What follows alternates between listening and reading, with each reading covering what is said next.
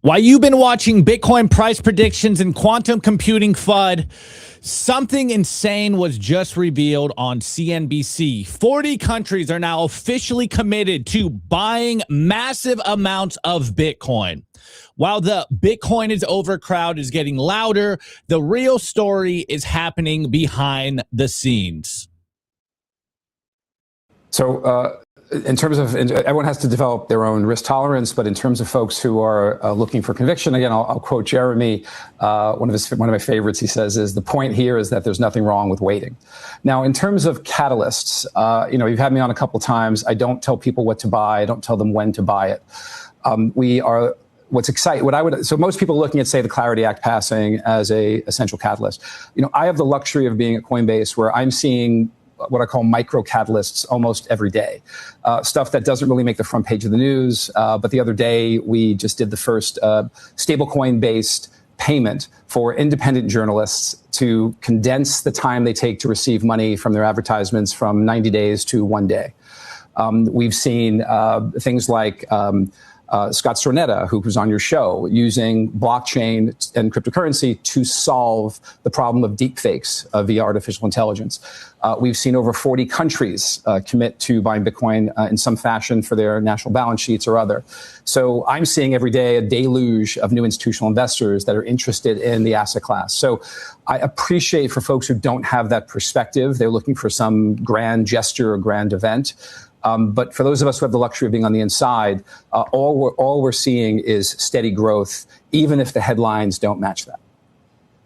Okay, guys. So to be fair, like two of those micro, micro reasons for Bitcoin to be bullish on Bitcoin, I couldn't explain them if I tried. Something about using I don't know. That's who cares about that stuff, right? Obviously, we've been talking about the Clarity Act for a while. At this point, it keeps getting punted. We'll see if it even happens. That's kind of where I stand. But the big reveal there was 40 countries are now, at least from the insiders at Coinbase, saying they are buying Bitcoin. And we've heard a bunch of sovereign wealth funds. We know for a fact that there are currently countries that, one, hold Bitcoin, and two, potentially buying Bitcoin. We obviously heard the Strait of Hormuz and Iran wanting Bitcoin, which I just saw an update this morning. Apparently, there's now a bigger contention on whether the Strait of Hormuz fees will be secured or not. In the sense of the U.S. wants the IRGC to basically, they're going to release funds so that they don't have to take the fees for the Hormuz passage. And they're like, no, like we want to get paid for ships to go through. So it seems like the fees that were going to potentially be paid in Bitcoin are still holding through. So one of the big stories for this bear market has been that Bitcoin has entered the macro conversation. And of course, this all was kicked off from when Donald Trump came out and said, hey, we are going to be the Bitcoin superpower of the world. Now, every other country had to take, at the very least, that threat or that rhetorical tool as serious. And here we are. Now we are on the verge of seeing 40 countries potentially buying massive amounts of Bitcoin. Now, he said committed to buying Bitcoin. So we don't know the timeline. We don't know how much. But in context of what we already know of all of the countries that have bought Bitcoin, or rather that are owning Bitcoin, I'm going over to the bitcointreasuries.com or .net, sorry. On the government tab, you can see here they have 15 countries listed, right? But if you look a little closer at the very bottom, there is Roswell, New Mexico, which isn't a country. So, the aliens at Area 51 own some Bitcoin. But Bulgaria and Germany, Bulgaria and Germany, they sold out. The infamous Germany selling their Bitcoin, which now is almost looking like a good move, considering that the price is back to where they sold. Actually, I think it's below where they sold Bitcoin. So this is what we get for dunking on Germany. Germany right now looks like a genius level trader. Yeah, seriously. All right. Anyways, but so in terms of how many countries have handled Bitcoin in the past, whether that was not selling their Bitcoin stash or as we saw a couple selling their Bitcoin stash, we would go with around 14 countries right now. So if 40 countries come on board, that's about a 2.5x or something like that of new countries that are now stacking Bitcoin. So it'll go from 14 to 54 countries. Now, if you dwindle out the countries that haven't bought Bitcoin, or rather have sold Bitcoin, that would be about a 3x. It would go from, 12 to 52 countries. So maybe it's not all 192 countries of the world yet are buying Bitcoin or storing Bitcoin or have plans to get into Bitcoin. But so far, that would be, anywhere from a 2 to 3x of nation state adoption of Bitcoin, which I would argue is a pretty big jump here. Now, that also doesn't even account for the sovereign wealth funds that we know that are holding Bitcoin and the sovereign wealth funds that are coming online pretty soon. There's been a lot of rumors of that happening, which we might cover in a little bit. But we're seeing that, yes, the headlines are bad. The price action is a little iffy, though this morning we did see a pretty big jump. And maybe if I have enough time, I'll elaborate on what I think might be happening, the most compelling case for what is actually happening to the price right now. And it is, in terms of today's story, a nation state kind of story. It is, from my view and my vantage point, coming from a particular area on the globe. But that's besides the point. We are seeing right now that even though the headlines are bad, even though everyone's saying Bitcoin is over or Bitcoin is dead, it's going to zero, they're getting very loud. The bears right now are getting extremely loud. And I'm not talking a bear like Nico. I'm not talking a bullish bear here. I'm talking about the no coiners out there, the fiat maxis, the people that want to see Bitcoin not succeed. They're having, their victory lap right now. They're on all the corporate press. They're going on all the headlines. Remember the Jeremy Gartam, I think he was, billionaire investors out here all saying like Bitcoin, again, has no utility, no yield. I don't understand why people are investing in this. It's all a speculative bubble. Well, guys, we're seeing on the underside, secretly, behind the scenes, everyone is making a Bitcoin move, which really goes back to what we've been saying for the last couple of weeks. Or actually, rather, since 2024 and BlackRock launched the Bitcoin ETF, the conversation is no more whether you should or shouldn't own Bitcoin, whether Bitcoin is going to, be the digital tulips of the 21st century. It has morphed to, no, you need a certain allocation to Bitcoin in your portfolio, whether it's 1, 2, 20, 110%, like Saylor's been saying. We have morphed. The narratives are changing where now everyone has to realize you need to have a little Bitcoin. So do we have a timeline on when this is going to happen? No. Could this be maybe? I'm trying to wrap my head around this because this is like one of the biggest headlines we've seen in a long time. In a long time. So 40 countries, please correct me if I'm wrong here. So 40 countries.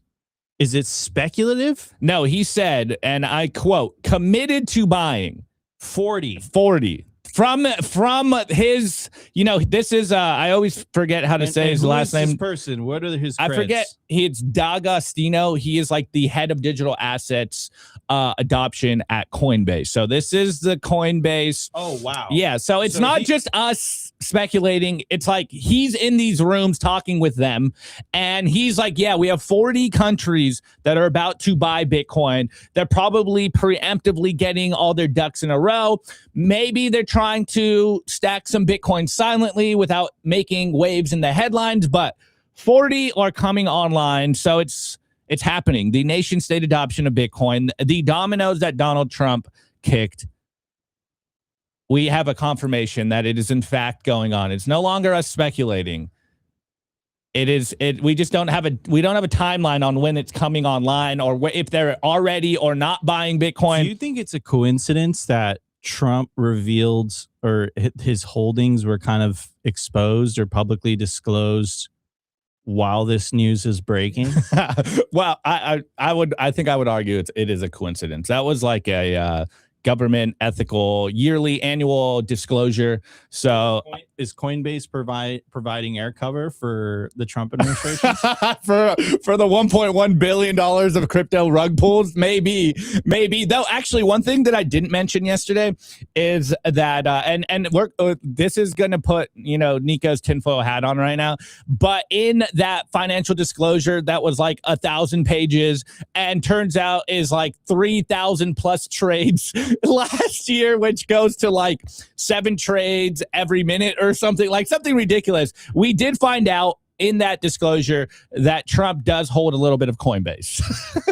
It's not much. It's like 15K, but I forgot to mention that yesterday. So personally, I think it's a coincidence, Nico, but hey, tinfoil hat time. Let's hear it. All I got to say is apparently he made a fortune, right? Yeah, he made, I think, 2 billion overall, 1.1 billion from a crypto rug pull / Bitcoin, holds 50 million in quote self-custody. So yeah, it was huge. So now it's kind of confirmed. Like, we were making jokes about this last year, like when we were like Barron was fat fingering when Trump was like posting stuff. Damn. I love Trump. You guys know how I feel about this, right? It's better to have a pro Bitcoin president. I've been arguing he might be a net negative with the shitcoin scams.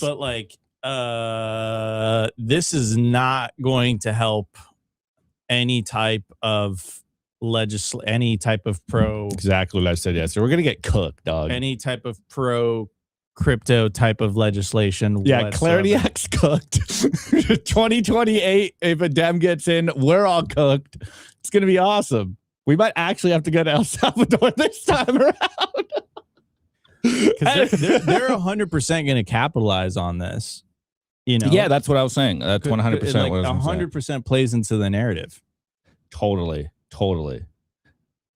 But hey, I guess, countries around the world want Bitcoin. Do you think on stage Bitcoin 2020, what was it, 2022 or 2023? I forget. It was 2024. 24, yeah.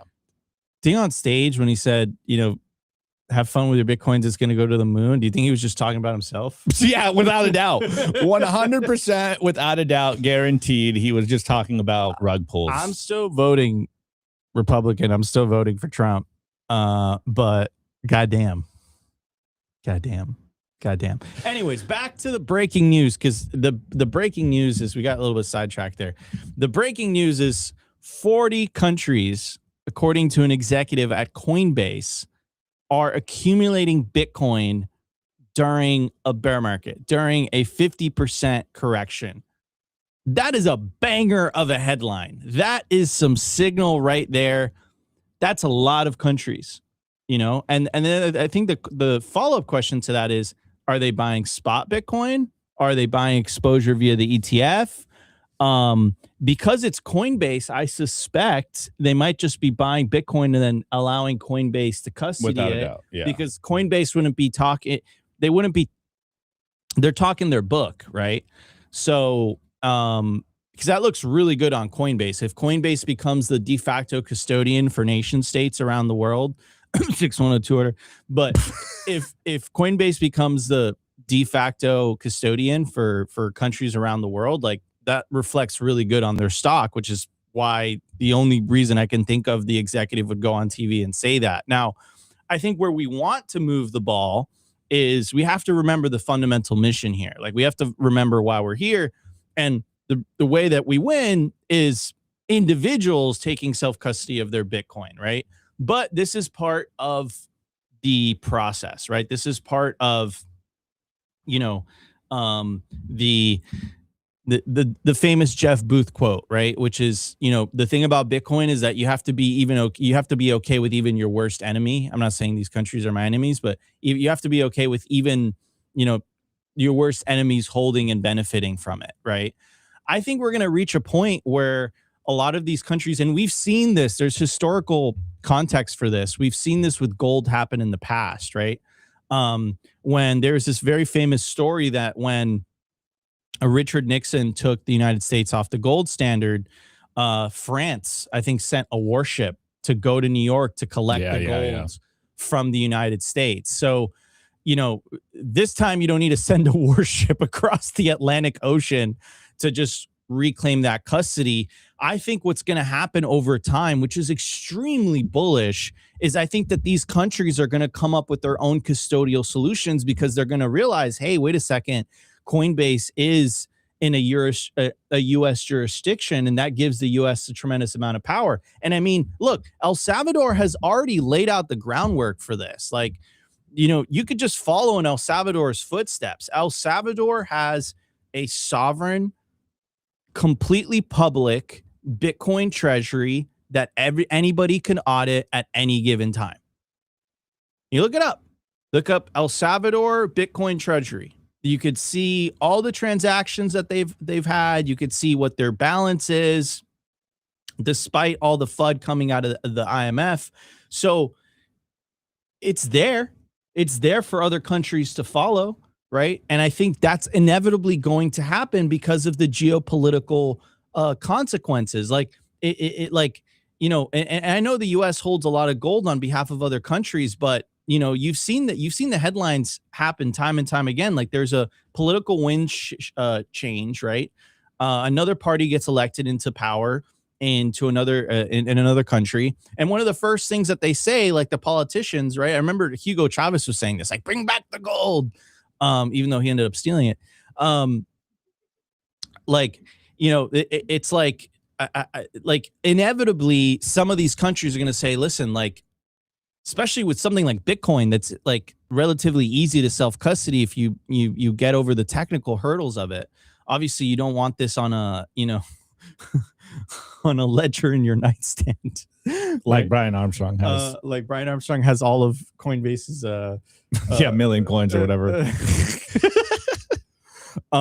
But you know, this is part of nation state adoption. I mean, this is massive. I'm surprised this isn't getting more press coverage.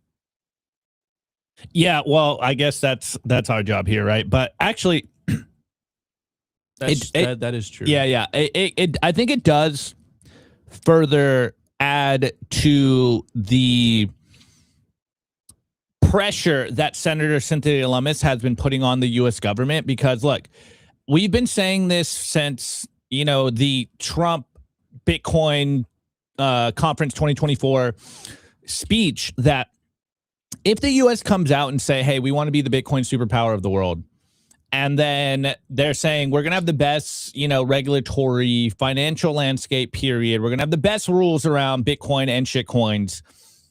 We're going to buy a bunch of Bitcoin. Oh, look, we have the biggest world, you know, Bitcoin reserve in the world. And yet we don't really see much follow through.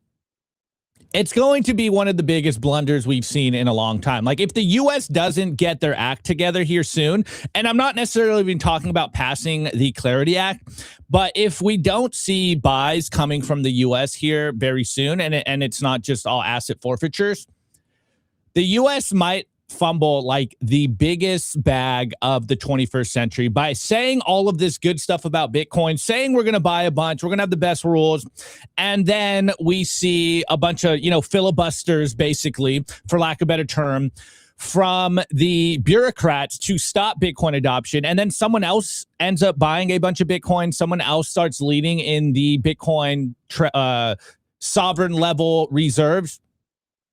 We're going to be so cooked. So we'll see if these 40 countries pressure the U.S. into getting their act together. And whether you like it or not, of the U.S. acquiring Bitcoin, we do know for a fact that the Bitcoin thesis, the Bitcoin idea, is a part of this monetary reset that we're seeing, the Mar-a-Lago Accords. Now, maybe, as we were kind of joking, maybe Trump's real plan the whole time was just trying to get a bag before the inevitable calamity that will ensue after these midterms and the 2028 election. Maybe his plan the entire time was just to embrace Bitcoin and do shitcoin rug pulls so that he gets a bag, you know, looking out for himself. But if he came out there and was saying, yeah, Bitcoin is the best, I want U.S. to acquire a lot, we have all this legislation, or at least bills proposed to acquire 1 million Bitcoin, and then nothing happens, and then another country takes that threat seriously and they start buying Bitcoin,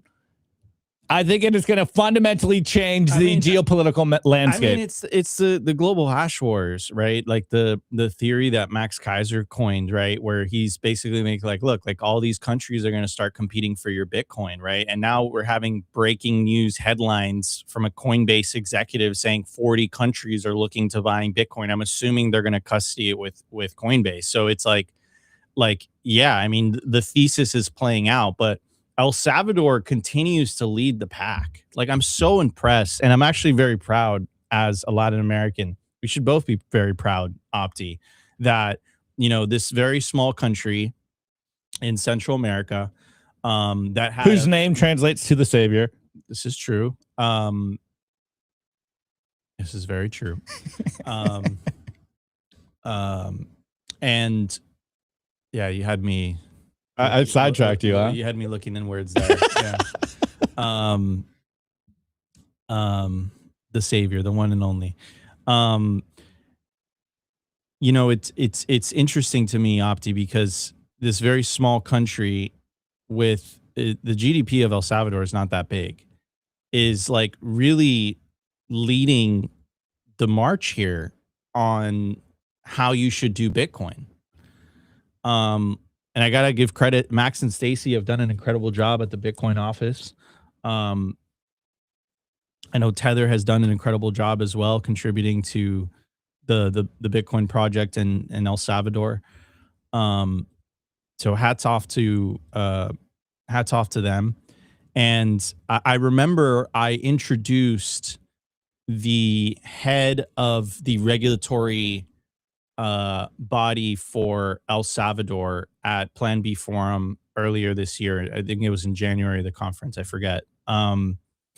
And they're so far ahead of the curve. You guys have no idea. They have like anti-crypto regulation. Like it's insane. Like it's Bitcoin country, literally.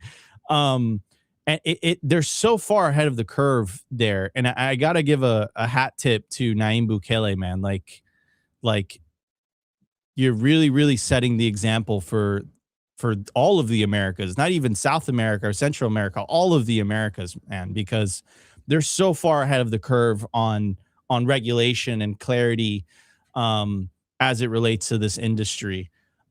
So hats off, hat tip to El Salvador, really. And going back to this Trump conversation and kind of the ramifications of it, right? Like whether it was on purpose or not on purpose or whatever, like the Democrats are going to use this to their advantage, right? And we have Frank Holmes coming on tomorrow, and we're going to further explore that topic.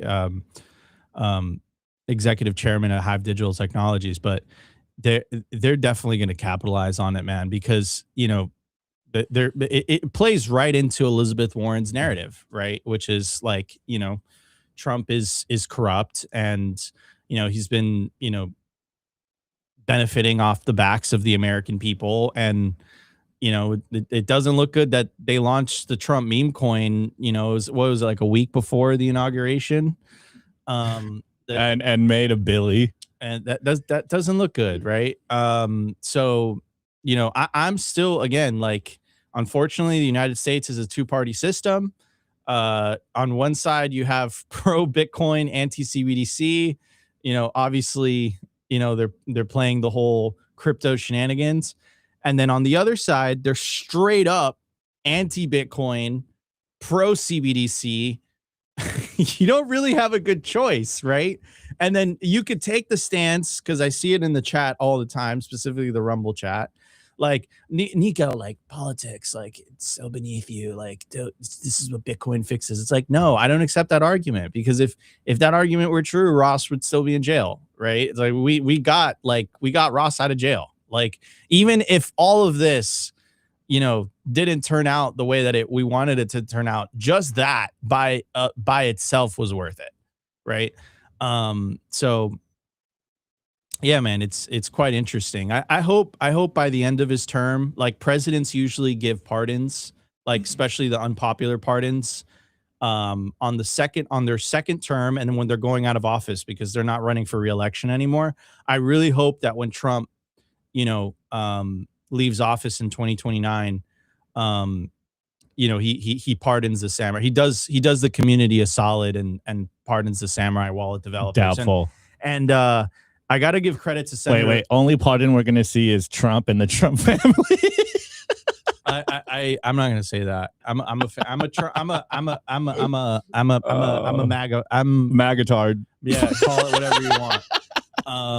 I'm pragmatic, bro. I'm pragmatic, dude. Like, it's like, man, like I don't want to find ourselves in Operation Choke Point 4.0 or 3.0. Hey, maybe then the price will go to 1 million again, like very fast. We need the governments to fight us so the price goes up. This is true. I mean, we did have very positive price action when Bitcoin was attacked with the previous administration, right? We did have 2023 and 2024, which were fantastic, and those were under a hostile Bitcoin administration. So, during a pro Bitcoin administration, we've had negative price action, but I wouldn't attribute that so much to Trump. I would attribute that more to the 4-year cycle, which people still have a very hard time digesting, and they're saying it's like a meme and it's not true and it's like a self-fulfilling prophecy, whatever you want to call it. The 4-year cycle is completely on point. It's intact. And that means that the bottom should be around October. Don't listen to that. But I love the fact that, dude, we're basically back at 62K, which is fantastic. Yeah. Well, I was thinking, should we expand on that? I did say I wanted to talk about it a little bit. I'll do it quickly. So, of course, the price is at 61K. We're all wondering exactly what it is. I've heard a lot of rumors going around. A lot of people are attributing it to about 270,000 Bitcoin has been accumulated by whales, where, maybe it's just some good news. Maybe Saylor bought a bunch, maybe the ETFs are coming back on board. I think anything that Saylor does, Wall Street counter trades. Yeah, so it's gonna cook. And so it's definitely some type of whale. And then the whales definitely trolled us a little bit. When they you notice that the bottom was 58K for now. Yeah. Like, dude, like, come on, like, oh man, the memes. But anyways, what I think, and the most compelling case that I've heard to kind of explain why we're seeing the amount of buying that we're seeing is, again, as I mentioned, I think it was last week, that we really need to be watching what's happening in the Asian markets right now. And so that's, I think, the most compelling case to me. Yeah. Because we all know the Asian markets, particularly Korea, the retail investors are just like degenerate gamblers, and they're all just chasing the AI bubble and the AI hype. Well, this is what we saw happen basically last night. Just a complete bloodbath in the Asian markets in Korea, Japan, China. And it's really being all attributed to, there seems to be, I'm not going to say the top is in for the AI hype coming from the Asian markets, but we're seeing that the Korean Kospi, the Japanese Nakia, and of course, the Chinese markets as well, they lost a ton of money chasing these AI. And so maybe the hype cycle is starting to die down, and those investors that are chasing gains, they might be looking elsewhere. Now, we do know that Korea loves Bitcoin. We have the classic meme of the kimchi premium, where when the US markets closed, the Koreans would take it up for historically a very long time in Bitcoin. They bought a bunch of Bitcoin, and we would like pass the baton to them. And they would continue to buy Bitcoin, and then you'd wake up and the price would be a lot higher, is because they caught the fervor. This was like 2017. Started a little bit in 2021, but it's kind of been dying down so far because there's a new shiny object in the room. But we are currently seeing, because of what's going on in the Asian stock markets right now, that the buying is coming back from the Asian markets. Here's a chart from Byzantine General. Asia has been basically keeping Bitcoin alive while the West was selling everything, while the Western plebs out here are scared of the price, and they're selling institutions, whales have been picking it up. And then, of course, the Asian retail degenerate gamblers that love Bitcoin and have historically loved Bitcoin. We're also seeing that on Binance and OKX, even though OKX is now headquarters in California, it kind of, from at least my perspective, it is one of the more popular Asian exchanges out there, and they're buying a bunch right now. They're buying a, again, scientific term, shit ton of Bitcoin right now. That's probably why we're seeing Bitcoin pump to where it is. And going further, we did see an interesting short squeeze kind of play out yesterday. The shorts started to pile on, and I think this is why we pumped up to 61. And like I said, we've been seeing the whales accumulate right now. So is the bottom in? I don't know. A lot of people are saying, speculating suckers rally. We are seeing a lot of accumulation coming from the whales, even though the ETF outflows have been pretty bad.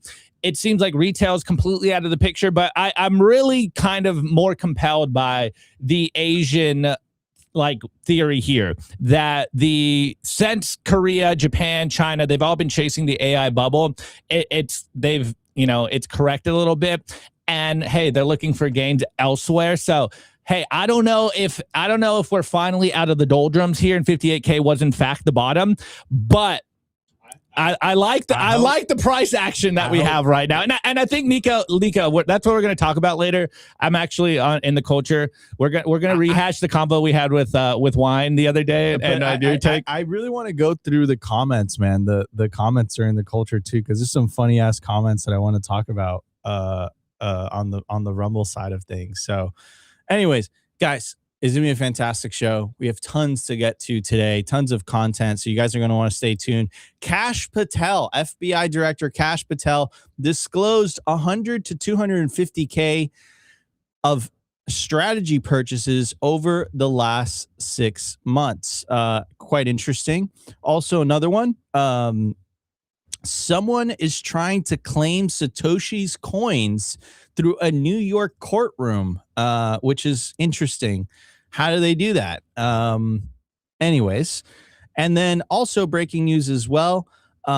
We have the CEO of Midchains, and he's claiming, quote, I would be able to confirm that at least one, possibly in the coming weeks, 2 sovereign wealth funds have been accumulating spot Bitcoin specifically. So again, more news.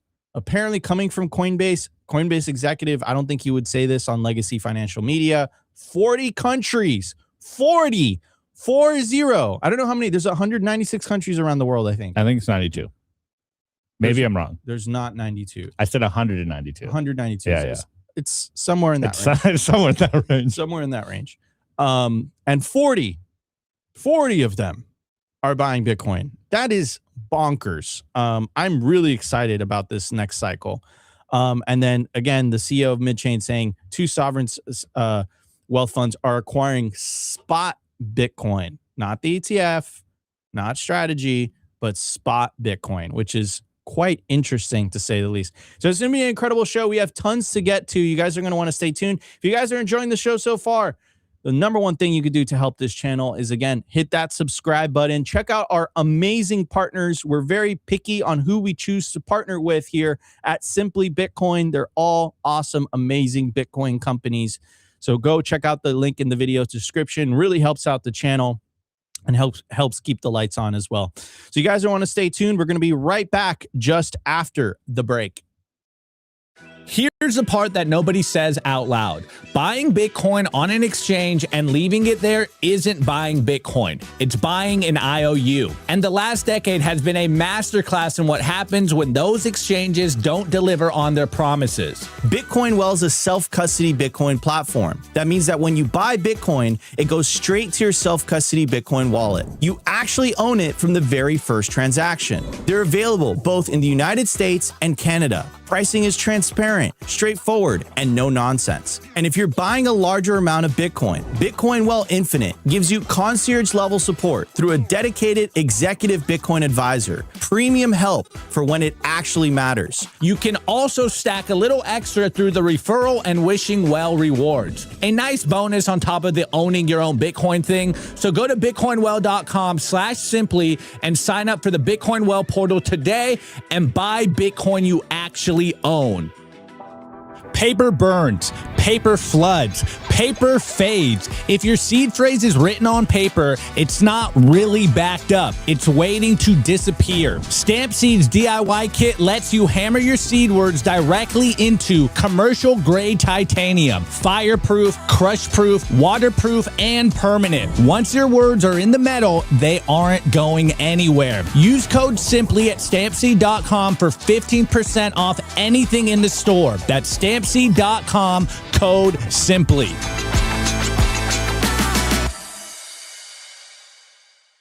All right, ladies and gentlemen, we are back. At the time of recording, the Bitcoin price is $61,740. Block height, 956, 379. Market cap, 1.24 trillion. Bitcoin versus gold market cap, 4.11%. Decline from all-time high, 51.1%. So if you're buying Bitcoin right now, you're getting a 51% discount. All right, jumping into today's numbers segment. Breaking news from our friends over at Bitcoin News.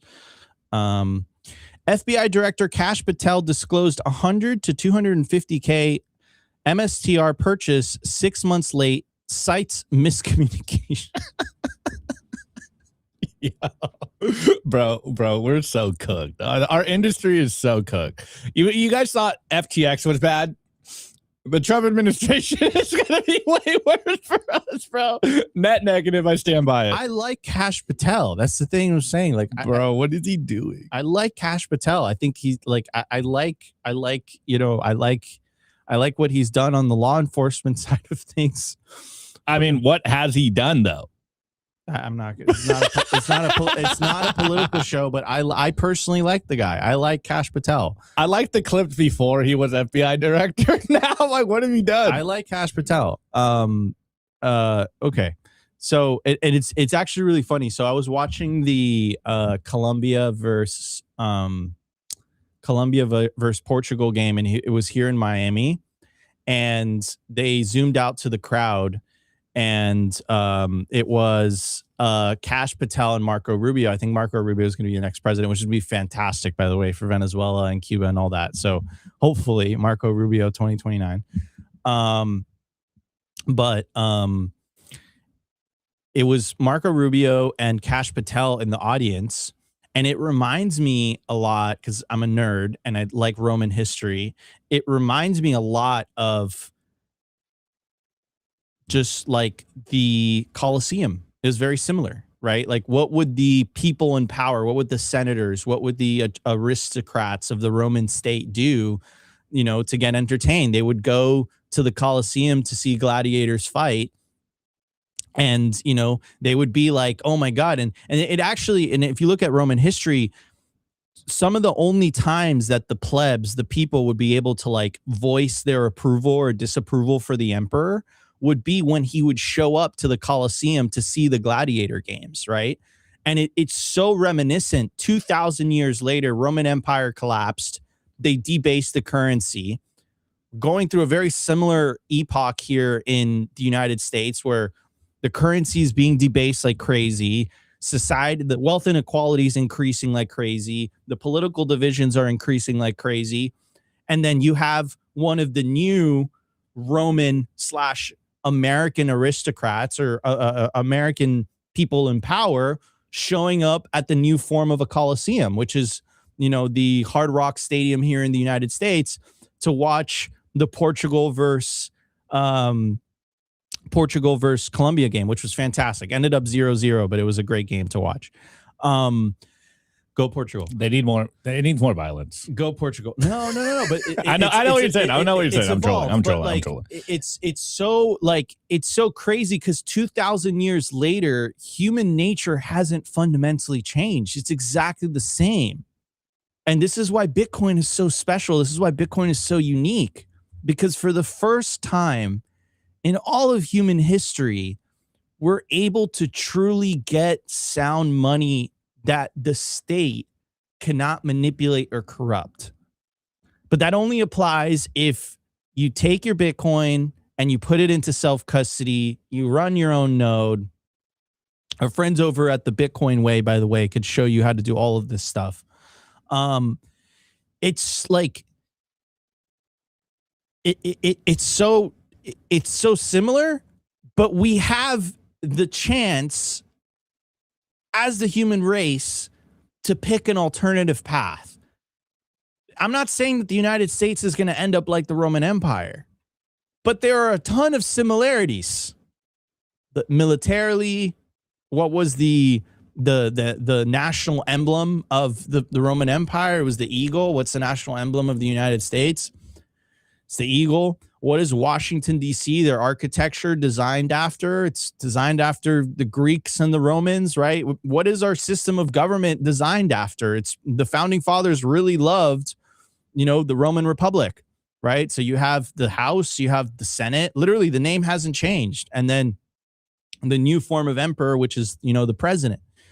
So it's like things are basically 2,000 years later, new technologies, new this, new that, but human nature hasn't changed. And the human nature clearly is we don't have the self-control to not be able to print money if we have the ability to print money. And this is where Bitcoin is a fundamental change. We can change that for good. Anyways, going on a little bit of a tangent there. I'm a nerd. I'm sorry. So FBI Director Ksh Patel disclosed a 100 to 250K purchase of strategy stock roughly 6 months later after the trade, missing the Stock Act's 45-day reporting deadline. And he says that's miscommunication. Dude, the late filing drew scrutiny because MicroStrategy is a Department of Justice contract. Oh my God. And is widely viewed as a Bitcoin treasury company while the FBI oversees major cryptocurrency investigations. The Department of Justice reviewed the amended disclosure, concluded the omission was unintentional. Of course, it's they're policing themselves, and said Patel remains in compliance with federal conflict of interest rules. No Stock Act fine has been imposed.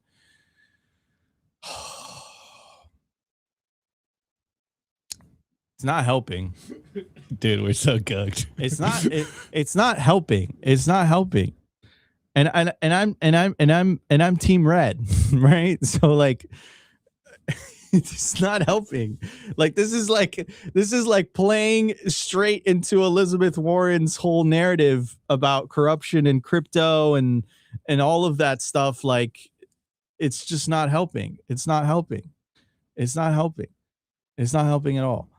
I stand by what I said yesterday that, actually, I did see that the odds of the Republicans not losing the midterms has raised a little bit, didn't that?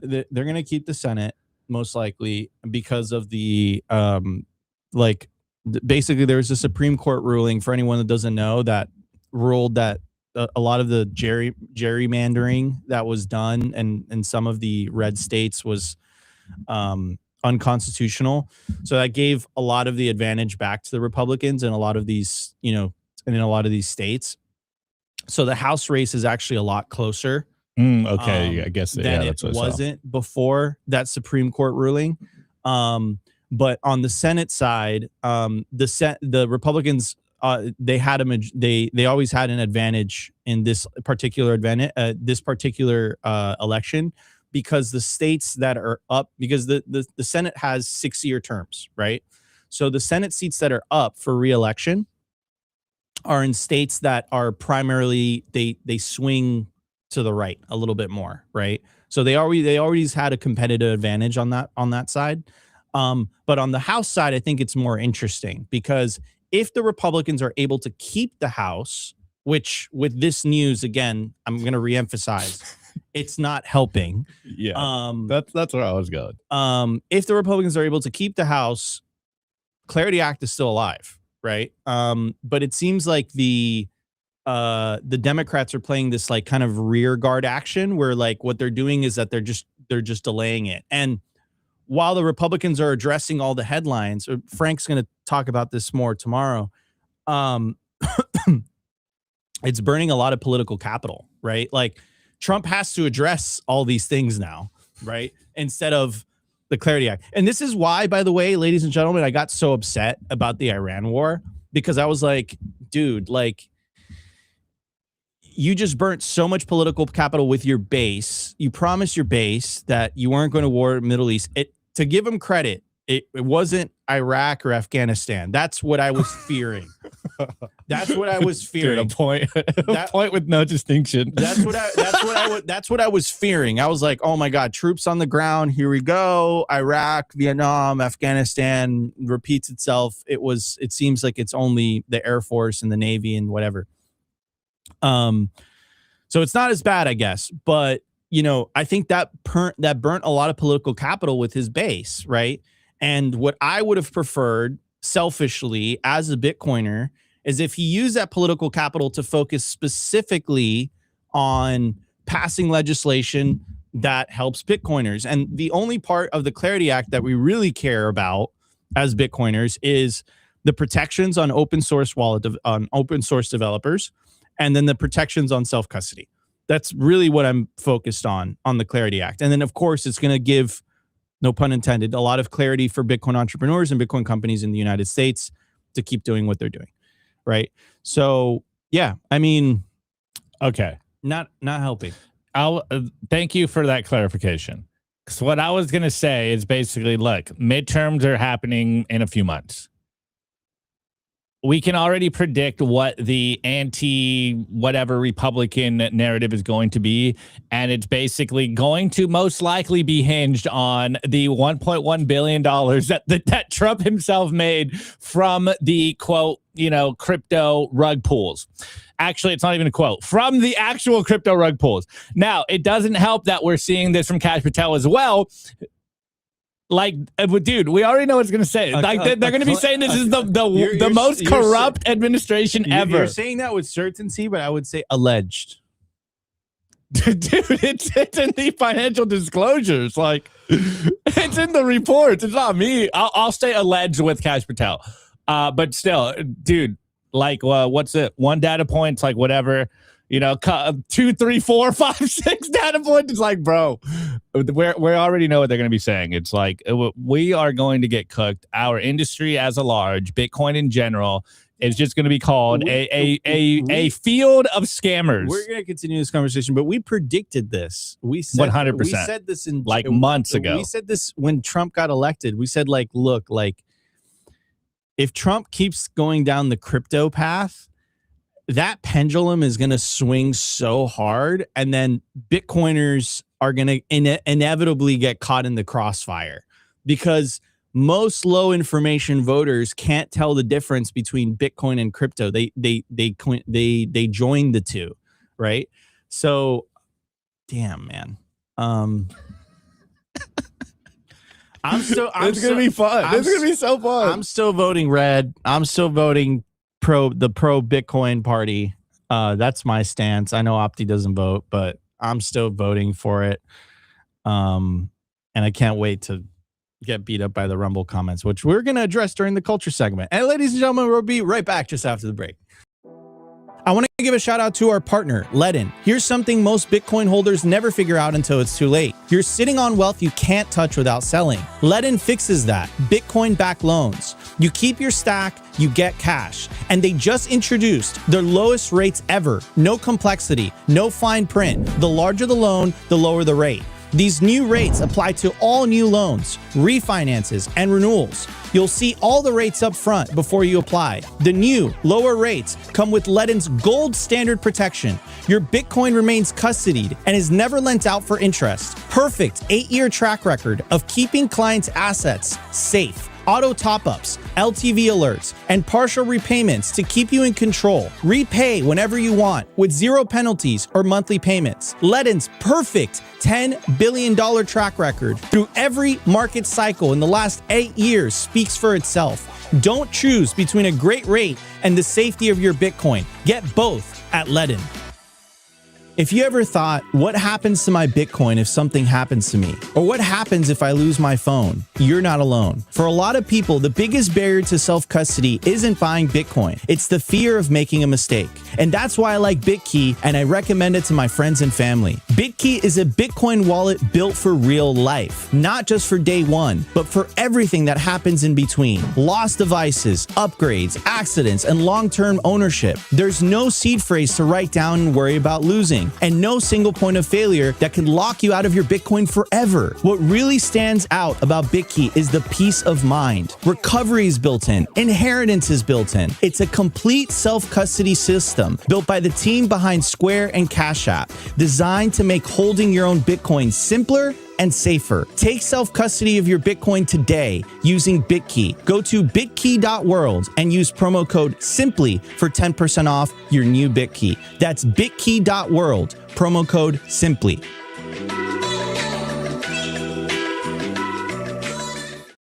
Guys, I can't emphasize this enough. If it's not in your custody, it's not your Bitcoin.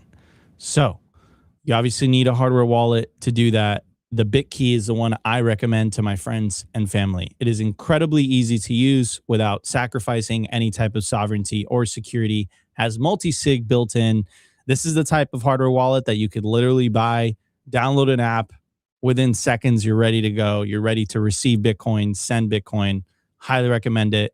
Go to bitkey.world. Again, use promo code SIMPLY. You're going to get a discount. Remember, not your keys, not your cheese. Get yourself a hardware wallet today. Get yourself a Bitkey. All right, everybody. Going back to today's show. So find this interesting. Our friends over at TFTC, someone is trying to claim Satoshi's coins through a New York courtroom, and they just got their first real challenger. An anonymous plaintiff, Noah Doe, filed a case in March claiming legal title over 39,069, they're trolling, 69 dormant Bitcoin addresses holding 3.8 million Bitcoin. His move was to flag the wallets as abandoned, send op return messages giving holders 90 days to respond, and then claim everything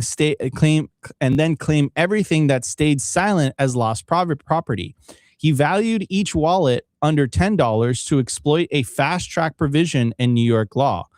Now respondent called this is like a meme. John Doe 33 has entered the case as an actual party, declaring they are, quote, a natural human person and, quote, not a Bitcoin blockchain address, digital wallet, source code, or any other form of inanimate data. Unlike the earlier amicus brief that froze the case, a respondent can cross-examine and force the plaintiff to prove their claim.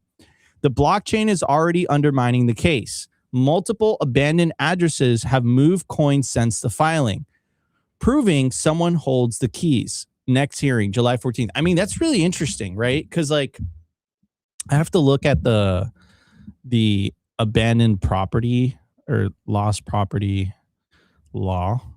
Lost property law in New York. It's probably not that good. That's literally why this case can happen. But anyways, while you're looking that up, you kind of love to see it because I brought up this court case. I forget. It's all a blur to me. It's just another day, another show, right? And when this first kind of hit the headlines and everyone was talking about it, it was like, this is ridiculous. Someone's trying to claim the Satoshi coins, basically. It's like the precedent, if this does succeed, would be extremely bad. And then during that process, a couple of days later, I brought up the updates again that Nico just mentioned, that some of those, quote, lost abandoned coins were in fact moving, and they were old, like 2011, 2013 coins. And I was making the case, just proving one thing for all of us here, that maybe there's less Bitcoin loss than we think. And there are some OG Bitcoin holders that have been holding for what, 15 plus years, maybe 13 plus years. I would go against that, and I would say I think that there's less Bitcoin loss than we think. Is that not what I said? I think you said the opposite. Oh, well, that's what I meant. That's what I meant. I meant less Bitcoin loss. Yeah, okay. Thanks for the clarification. Anyways, this update now is one of those things you just love to see, because now there's like an actual human that is willing to go into court and be like, no, this is my Bitcoin. And it's basically forcing the hand of whoever filed this court case and be like, look, if you actually want to claim this, you have to go to court and prove that you actually own these coins, which is like using, you know, legalese to your advantage. So check this out. Under New York law, if you find lost property, you must turn it into a police station. Noah Doe claims they built a blockchain algorithm that discovered these long dormant wallets. They then filed a lost property claim with the New York Police Department. And then it goes on to say, framing the inactive digital addresses as legally abandoned physical property. And it goes on to say, as noted in the standard claim, items worth over $5,000 must be held for 3 years before a finder can claim them. To bypass this, Noah Doe's legal team hired an independent expert who valued each individual wallet at under $10, arguing that without private keys, the as-is recovery value of each wallet is practically worthless. I mean, this is crazy. So the current status is the legal community has heavily criticized the strategy, noting that New York's lost property laws were written for physical objects, not the decentralized blockchain ledger entities. A New York judge officially halted and stayed the lawsuit after outside lawyers filed motions challenging the abandonment theory. The court is now reviewing whether a digital asset can even be governed by Article 7B. Furthermore, even if Noah Doe wins a paper judgment from a New York court, the Bitcoin network itself has no mechanism to move coins without the actual private keys. I mean, I think this is just like a Hail Mary. Like, let's see. Without a doubt. 100% Let's see if this even sticks. But like, it's so crazy. But look, the reason we're covering this is that I think it has like further implications of this. Like, further implications of this are this. Like, what happens when quantum gets to a point where it can brute force an address and be able to move those keys? Like, what happens when the Bitcoin network, and I don't think this is going to happen at least for another decade, as much as the FUD tells you otherwise. What happens when we get to a point where quantum is able to essentially break or brute force itself into Satoshi's coins? Like, when the chain forks to a quantum resistant chain, what happens to Satoshi's coins? Like, who gets to determine that? Are they burned? Do we just allow people that have the computing power to take the coins? I would actually rather go that route than freezing the coins, to be honest with you. Because I think freezing the coins in a fork would actually be like, it would set a very dangerous precedent, in my opinion, right? I think that fork eventually, it's going to be one of the most, you think BIP 110 is contentious? I think like, I don't think quantum upgrade would be contentious. I think it would be complete. What's so. Gonna the main thing that's on my mind is what's gonna happen with Satoshi's coins. The community is completely divided on this. I mean, I agree on that, but like, I think if it just you leave them and it's just quantum proof, like I don't think anyone's gonna fight that. Burn them.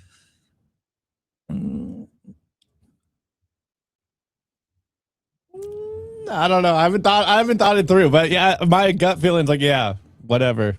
They're gone already. Yeah, but if you burn them, then you set a precedent. That's the tricky argument. I come from the free market type of aspect, and it's like, so you'd rather everything be quantum vulnerable? Bro, listen, if you look, if you have invested the amount of money, energy, and resources to build a sufficiently powerful quantum computer that's able to brute force into Satoshi's Bitcoin, like, good for you.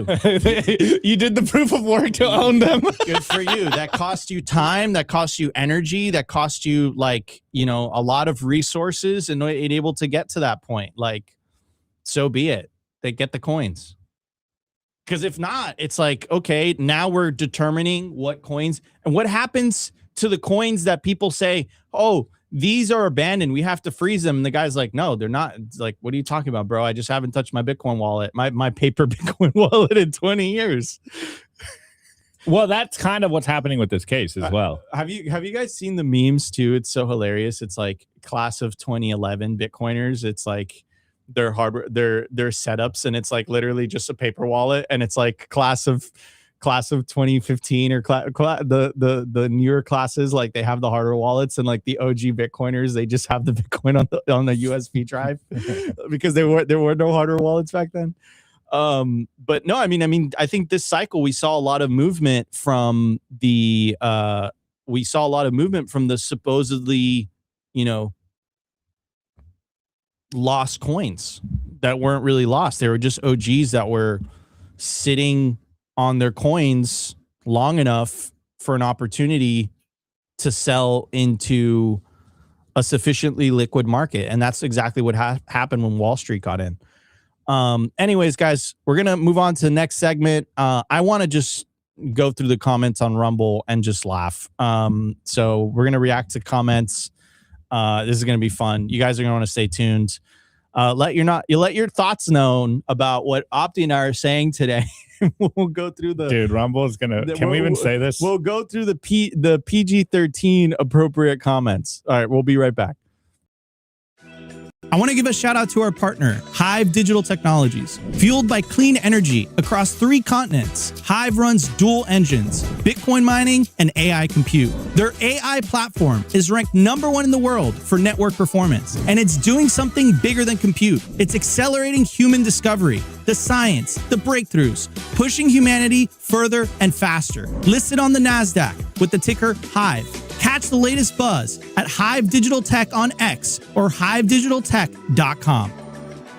You secured your Bitcoin, but did you secure your devices too? They're still broadcasting your location and digital footprint. GPS, Wi-Fi, Bluetooth, cell, 5G, EMF, all of it is leaking. Escape Zone fixes that. Their Faraday bags block every signal your device emits, so you decide when you're detectable, not the grid. Built for Bitcoiners who know sovereignty isn't just your wallet. It's your phone, your hardware wallet, your keys, and your entire digital life. Go to escapezone.com/simply and use code SIMPLY for 10% off. That's escapezone.com/simply, code SIMPLY.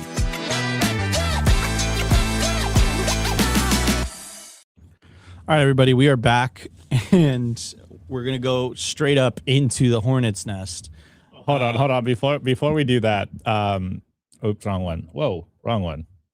I want to read C-Suite's comment first, and he goes, where'd he go?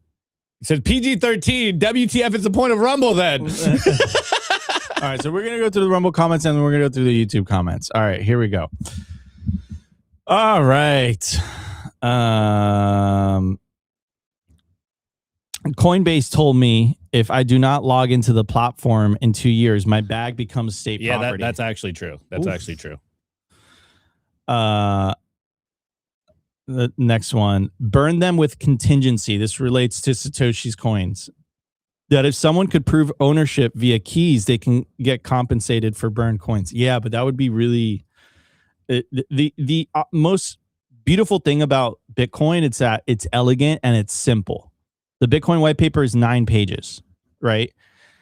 The reason a lot of these altcoin failed at decentralization is that they became overly complex, and because of the over complexity requires a lot more resources for you to actually run the software, and then that leads to a loss of decentralization, right? So if you look at Ethereum or Solana or whatever, you look at their nodes, because they're so resource intensive, the majority of those nodes on those networks, or I don't know if that's the correct word, are actually on web servers, right? So the majority of Ethereum nodes are actually hosted on AWS. So if you want to know who actually runs the Ethereum network, your boy Jeff Bezos is in the house, living it up. Wait, insane parts. Can I even say that this one was in YouTube? Shouts out to Country Club Hillbilly, and maybe I have to filter it. YouTube filter. Before Rumble yells at me, what did they used to say? Freedom of speech, not freedom of reach. Country Club Hillbilly goes, feels like these guys are on eating special cookies today. Moving slow. Nico, dude, this is a great show. We're not on any special cookies. I don't know what you're talking about. C-suite. I'm just geeked up on a coffee and a white Monster. Okay. C-suite. Nico is going to announce he is Satoshi when he is finished reading. We are all Satoshi. We are all Satoshi. None of us are Satoshi. We are all Satoshi. If you're still thinking, if you're still trying to figure out who Satoshi is, you've lost the plot. This comment is hilarious, but I can't read it. Wait, which one? By who? By Jim Johnson.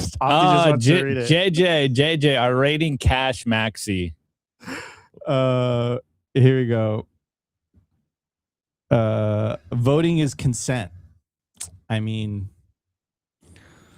it's a tough one. Opti would agree with you. I would 100% agree. I would disagree with you. We got Ross Ulbricht freed. How many times we end the war in Iran and totally destroy them? I think it's 47 million at this point. 47 million times? Yeah, 47. No, it's like honestly like 13. It's like 12 or something. Let's go. Fax, email, carrier pigeon. I don't know what any of that means, but got it. Gonna sign up for the Tone Vase Kabbalah class at the Learning Center Annex. That's from yesterday. Voting is consent. A lot of repeat comments. Stop already. Trump never said never go to war. Oh, okay. We got another. I'm pretty sure that was literally his campaign. Fact check me. Mr. Roboto says strategy is not the reserve. If you need proof, consider Saylor has zero reason to sell BTC and zero reason for a cash reserve. If he is the reserve, he would expect a bailout. I don't think we've talked about Saylor this entire show. They might be arguing in the chat. Though he wouldn't really have a choice in the matter, right? The U.S. would just take it. They would just take it. Nico, now is not the time for research. Yes, it is, bro. It's part of the live show. It's part of the charm. Then why is MSTR headquarters down the street from CIA headquarters? C-suite. See, you got to read them from the up down so you can see the back and forth. Ksh Patel protect. Oh my god, I can't read that. Let's check out the YouTube comments. I'm having a lot of fun doing this. Satwise Jank said, I'm voting one last time in the midterms just to keep Bitcoin momentum rolling. Unfortunately, we need the I like that. That's Nico.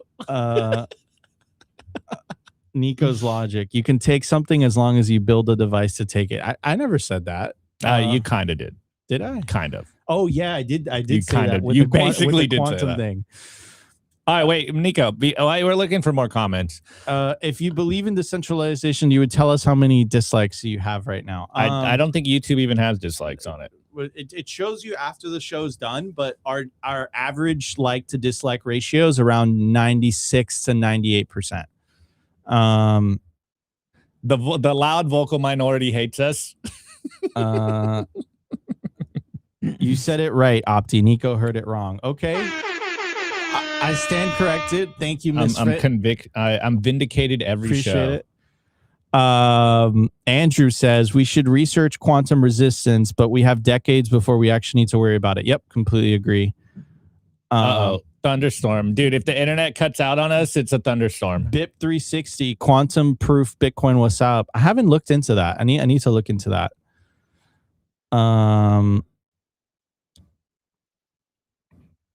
Andrew says hot wallets are connected to the internet. Yes. Well, someone asked what's the difference between hot wallet and cold wallets. Okay, but this is a good point, right? You got to get a cold wallet. What is a cold wallet? A BitKey is a cold wallet, right? A hot wallet essentially it's just a wallet that's connected to the internet. So if you have a wallet on your phone and the keys are living on your phone and you're using that phone wallet to transact, right? That's a hot wallet. You want a separate device that could sign the transaction off the internet and then send it back to a device that is connected to the internet. So there's like a separation between the two, right? Anyways, Nico, I do want to wrap up the show a little bit. I'm having a lot of fun. This is the second time I've done but this was a conversation you were having fun on off the show. All right, let's do it. All right, so maybe Tuesday? It might have been Tuesday. One of our boys, Wine, you guys know Wine. He's a great shit poster. One of our really good friends. And we were over here at the studio and we were eating some lunch, hanging out. And he kept asking, he's like, guys, is the Ponzi over? And I kept trolling him back, like, yeah, the Ponzi's over, dude. Sell your bags. Funny comments like Nico is high as facts. And he's like, yo, is the Ponzi over? I'm like, yeah, sell your bags. It's completely over. It's a chess play, Nico. Brother, do not 5D chess us. Bro, at this point, like they must be playing 7D chess, bro. Because like these are not 47D chess.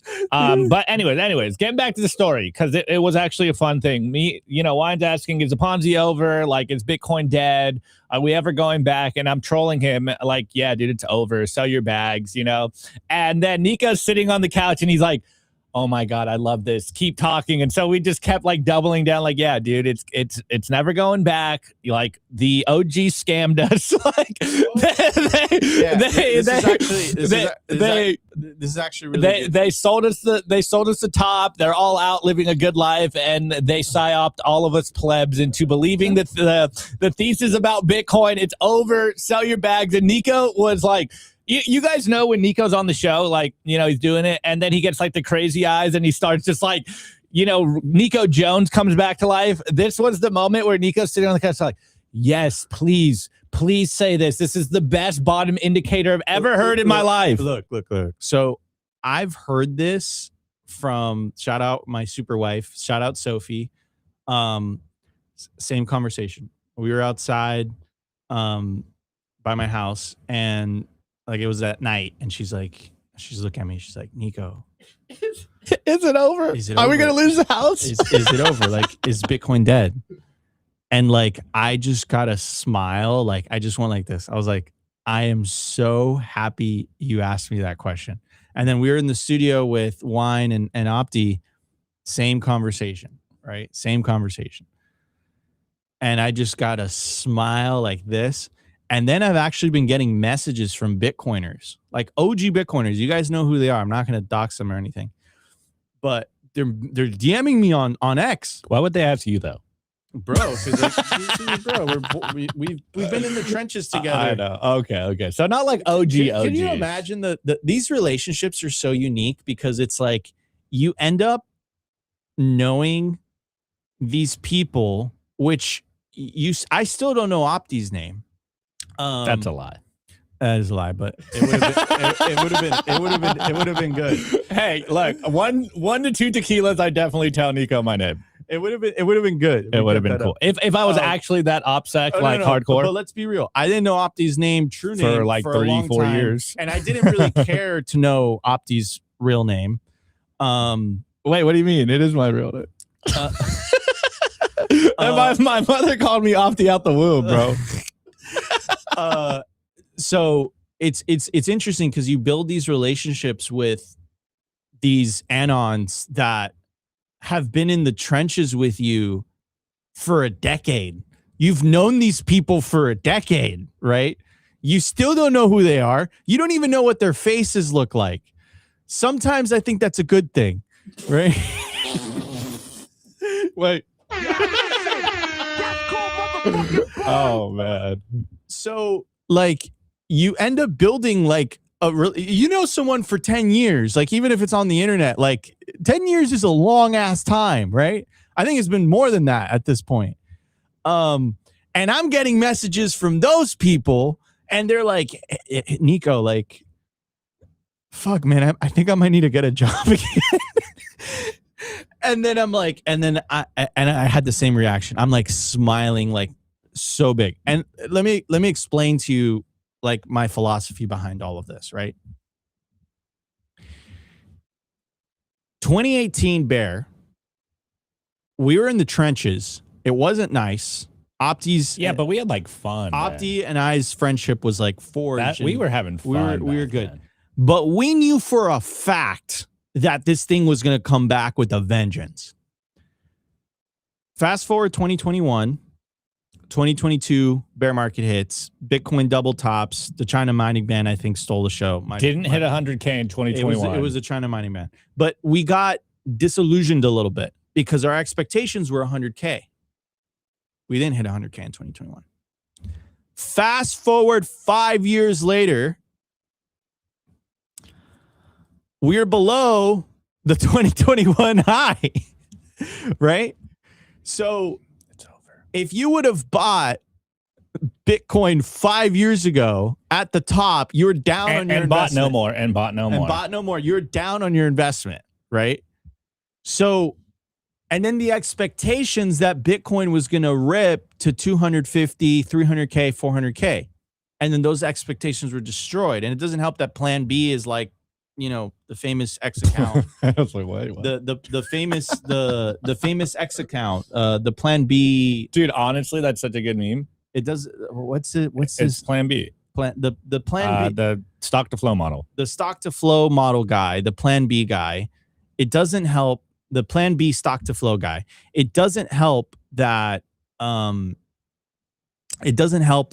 you know, he created the 100K expectation with his little chart thing, and then his very serious Norwegian voice, right? That gives him a lot of gravitas, I'd say, when he's speaking, right? He sounds so serious. Like, how could you not take this guy seriously? It's just because he's got a deep voice. Like, I would not be able to build that whole thing. It would be like, who's going to listen to this Miami guy?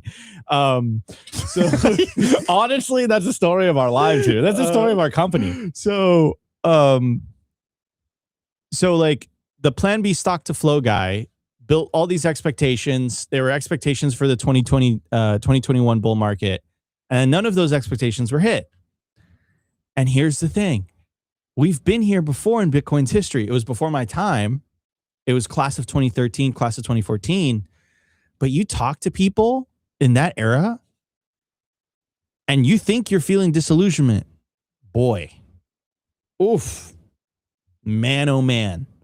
Were they going through the grinder? And a lot of them lost hope, right? A lot of them were just completely like, dude, like, this thing's never going up again. Like, it's over. It's done. Pack it up. And then what happened? What happened? It went from $1,000 to $300, and then it went from $300 to $20,000, and no one expected it. And when I'm seeing this cycle with this amount of disillusionment and this amount of meltdown, we played you the video montage of all like the mainstream billionaires, like Bitcoin's dead, you know, and the mainstream like kind of YouTubers, like they're like, Bitcoin's dead. I'm selling all my Bitcoin. That is exactly what you need for our euphoric run of Bitcoin. Those are the exact circumstances that you need, because everyone thinks Bitcoin is dead. Everyone thinks it's over. That's how markets work. And one of the first things, and you guys could go back to this show, one of the first things that I told you guys when Trump got elected in 2025, in January of 2025, I said it on the show. Me and Opti were, because that was the euphoric peak, me and Opti were like losing our minds. The show was doing great, et cetera, et cetera. I told Opti, I'm like, dude, you know what worries me this cycle?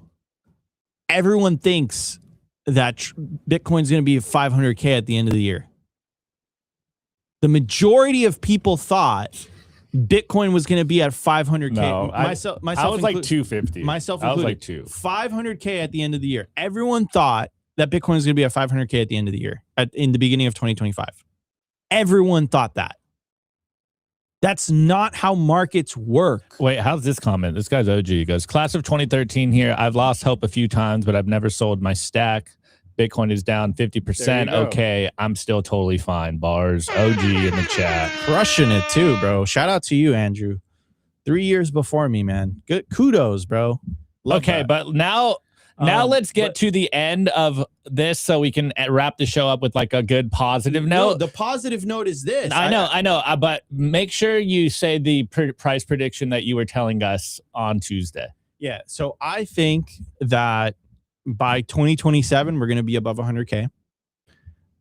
I think that by 2029, we're going to be between $300 and $500,000. Sheesh. And I think, still bearish, but I like it. This capitulation that you're seeing is extremely healthy. It's exactly what you need. And I want to see more pain.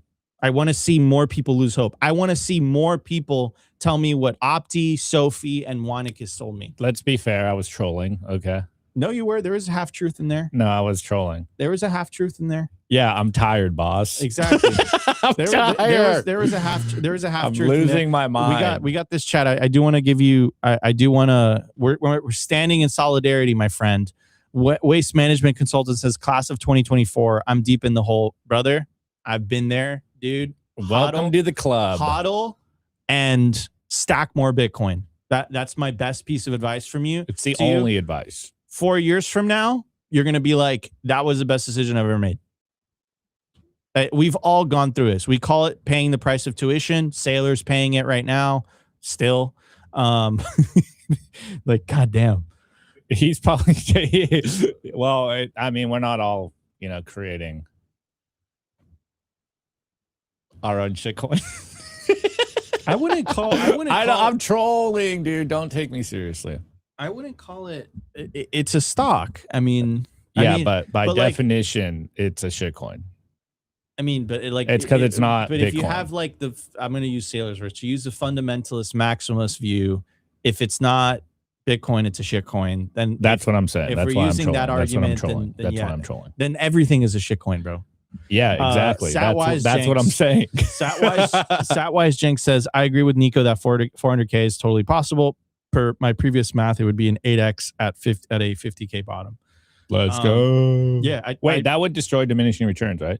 Or was this last cycle 8x? 100%. It was. Was it 6 or 8? I forget. The diminishing returns has to break eventually. Finally, it has to break. All right, dude. I feel good to end the show. Finally, you said it. It has to break. So I'm personally really bullish about 2027, guys. And I'm very bullish about 2028, and I'm very, very bullish about 2029. I've been telling my team internally this entire year since January. Opti can attest to that. Can confirm. Survive. I know what he's saying. Survive, right? Survive. This is the midterm year. This is the bear market year. On midterm years, bear market years, you know what you do as a Bitcoiner? You survive, you double down, you take advantage of the discount in price. That's what you do. And then back to the party once it starts picking up again. Anyways, guys, this is a fantastic show. I had a lot of fun. Hold on. Let's do this. TR3D Gamer says, to wreck diminishing returns, Bitcoin has to get plus 85% higher than the recent all-time high. So what's that? 200 something? 85% higher? A little under 300? I mean, guys, look, if Bitcoin only gets to 250K by... Okay, I was right. It was an 8X. From January 23rd until October 25 was an 8X. So if Bitcoin only gets to 250K by 2029, I'm telling you, it would be really bad for the entire industry, because this whole industry, literally the entire industry is based on number go up. Right. So number go up ultimately is what converts new people into buying Bitcoin. It's like human nature, right? You come for the money, you stay for the revolution, then you start learning the properties of Bitcoin, and then you're like, wow, self-custody, it's so important. I like taking sovereignty over my own wealth. All of that starts to make sense. But ultimately, initially, people come for the money. That's the reality. I came for the money. Opti came for the money, and then you stay for the revolution, right? You come for the money. You think you're going to get rich. You hold it. You don't get rich in the amount of time that you think you're going to get rich. It takes a long time. You get wealthier. You get progressively wealthier. Someone says no one in history of Bitcoin who has held for more than 4 years has lost a single penny. That's not true. If you bought in 2020, yeah, it's like 5 years now. I think it's like 6 years now. I think we gotta extend this. Yeah. So and I'll add it with a little bit of like hope at the end. I mean, this whole thing was been hopeful, but I'll end it with this. In January of 2017, so 9 years ago, the price of Bitcoin was $1,000. So at all-time highs, that was 125x. Currently, that's 61x. That's bonkers, right? So even if we get diminishing returns for the next 10 years, and let's say we get half of 125x, that's still 50x, right? That's crazy. And I don't know what 50x is of 61,000. I don't know. It's number go up. Look, so I was chatting with Sal the other day, Nico, and we were low-key kind of trolling you because we all say the same thing, you know, like we all come for number go up, but we stay for the revolution. And we were just trolling because I think that was the day that it was like 57K, and we were just like going back and forth and making jokes like, yeah, okay, look, we all come for number go up, and we do stay for the revolution.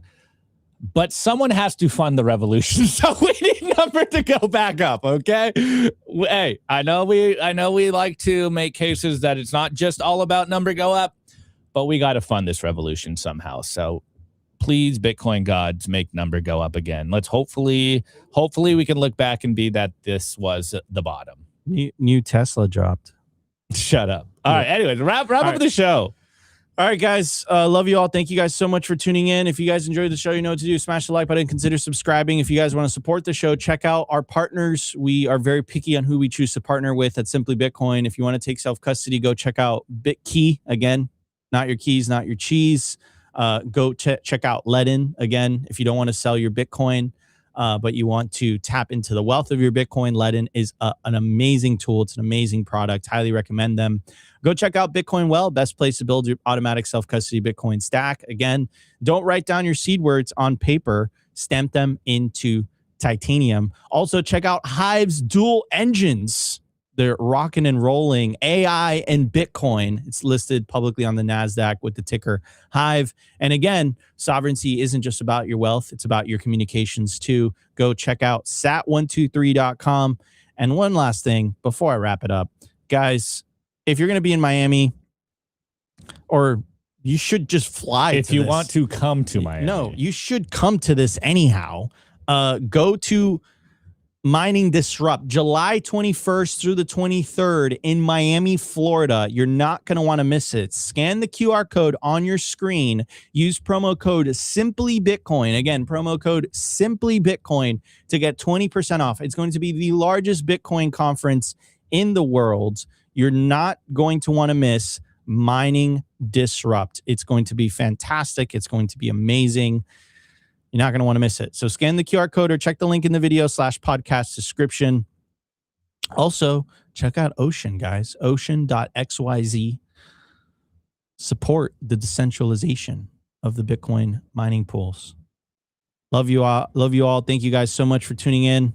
We'll see you on the next episode of Simply Bitcoin Live. Take care, everybody. Today's episode was brought to you by BitcoinWell.com, a Bitcoin-only platform on a mission to enable financial independence.